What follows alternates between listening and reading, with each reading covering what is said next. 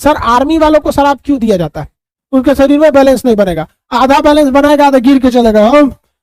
हम सिकंदर तृतीय हैं, प्रधानमंत्री हमारे सामने। और जब घर में जाता है या कहीं जाता है तो कोई कह देता है पुलिस पुलिस, तुरंत उसका सेरिबेलम सही हो जाता है। शराब नहीं पिए हम।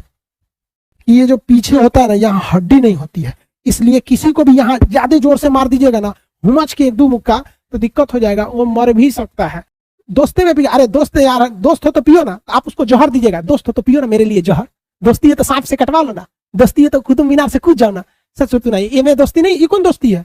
सेरिबेलम और मेडुला ऑब्लोंगाटा। सेरिबेलम का काम क्या होता है कि हमारे बोलने को डिसाइड करता है कि हम क्या बोलेंगे, ये उसी को डिसाइड करता है। जैसे किसी किसी का सेरिबेलम गड़बड़ होता है या उतना सही नहीं हो पाता तो दला के बोलने लगता है खाना खा लिए। ये कंट्रोल कहां से नहीं हो पा रहा है? सेरिबेलम से उसका कंट्रोल अच्छा से नहीं हो पाता है। यहाँ पे समझ में आ गया कि नहीं आएगा? शराब पीने के बाद ही गड़बड़ा जाता है और ये हमारे शरीर को बैलेंस बना के रखता है। हम 20 डिग्री तक झुक जाएंगे तो हम भी हमारा शरीर को ये गिरने नहीं देता है। देखिए ऐसे ऐसे ऐसे कुछ घूमिएगा, हमारे शरीर को बैलेंस बना लेता है। आप कभी बैलेंस नहीं बनाते हैं। क्या हम इस कलम को छोड़ देते ये बैलेंस बना पाएगा? नहीं बना पाएगा। हमको आप कैसे भी छोड़ दीजिए, हमको कोई दिमाग नहीं लगाना है कि पैर किधर रखना है किधर नहीं, वो अपने से रख लेगा, अपने से सही कर लेगा। और जो नाच गान होता है, डांसर जो होती है सब, वो अपने से इधर उधर ऐसे ऐसे दुका दुका करते रहती है ऐसे ऐसे, तो उन सबका शरीर गिरता ही नहीं है। वो कभी ये नहीं सोचती है कि हमारा पैर कहाँ रखना है।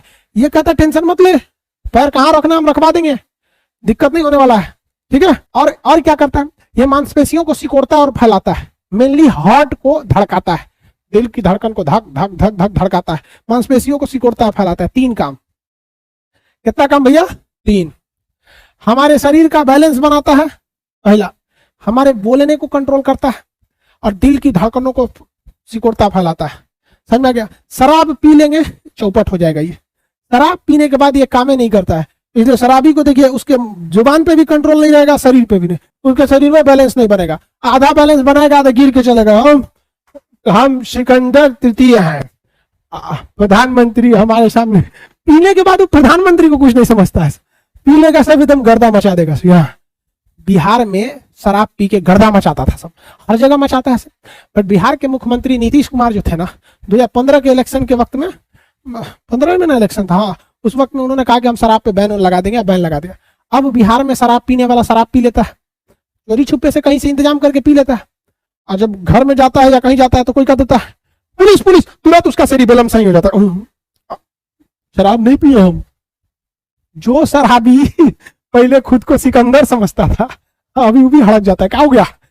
उमच के मारता है, सब फाइन भी लगता है। देखो 100% राम राज तो कभी नहीं आ सकता है, क्योंकि ये कलयुग चल रहा है, पहले से पता है कि यहाँ इंसानियत खत्म हो गई। लेकिन फिर भी बिहार में शराब बंद होने से शराब अवेलेबिलिटी 100% नहीं खत्म हुई है, बल्कि बहुत हद तक उसमें इंसान चोरी छुपे पीता है। जो शराब इजिली 100-150 में अवेलेबल हो पाता था, वो 700-800 में होता है।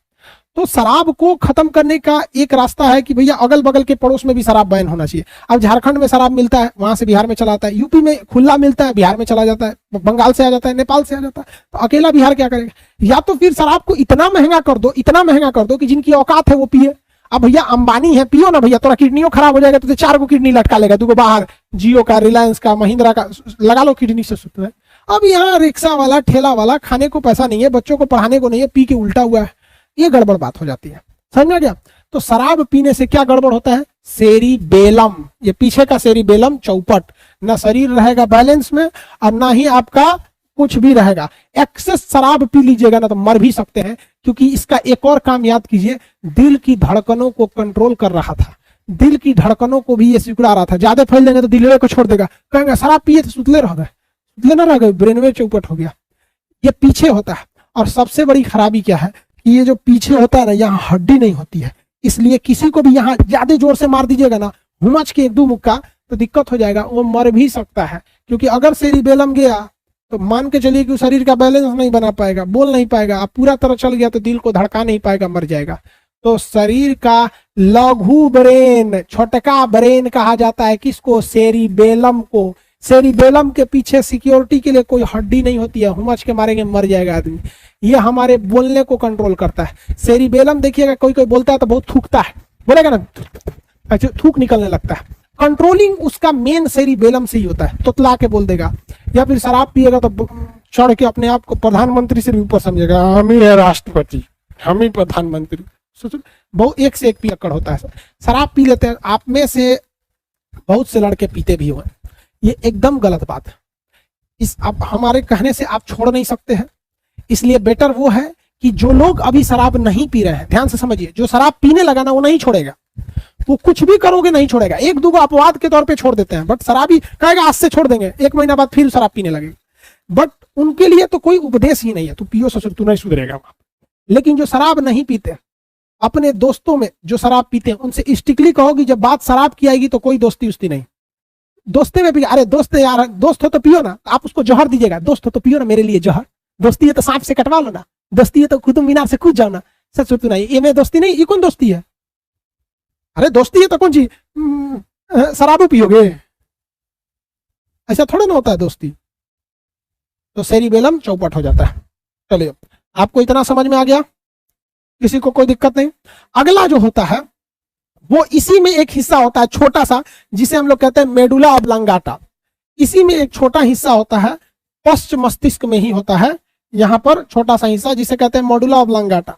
मेडुला ऑब्लांगाटा जो होता है वो उन सारी क्रियाओं को कंट्रोल करता है जिसे हम नहीं कंट्रोल कर पाते हैं, जो हमारी इच्छा में नहीं चलती हैं, अनैच्छिक हैं, वो किसके हिसाब से चलती है? Medulla oblongata. जैसे श्वसन, सांस लेना हमारी इच्छा में नहीं है, वो कौन कंट्रोल कर रहा है? Medulla oblongata. पश्च मस्तिष्क का ही एक छोटा सा भाग है। पाचन की क्रिया मेडुला ऑब्लांगाटा। ब्लड घूम रहा है, circulatory system medulla oblongata. Excretory system kidney medulla oblongata. बड़ी आंत मेडुला ऑब्लांगाटा। छोटी आंत medulla oblongata. Liver medulla oblongata. जिस चीज को हम कंट्रोल नहीं करते हैं उस चीज को मेडुला ऑब्लांगाटा कंट्रोल करता है। इसीलिए किसी का ब्रेन डेड होता है तो उसका सब चीज डेड हो जाता है, क्योंकि सारा सप्लाई ब्रेन से ही हो रहा है। सारा सप्लाई किससे हो रहा है? ब्रेन से हो रहा है। किसी को कोई दिक्कत नहीं।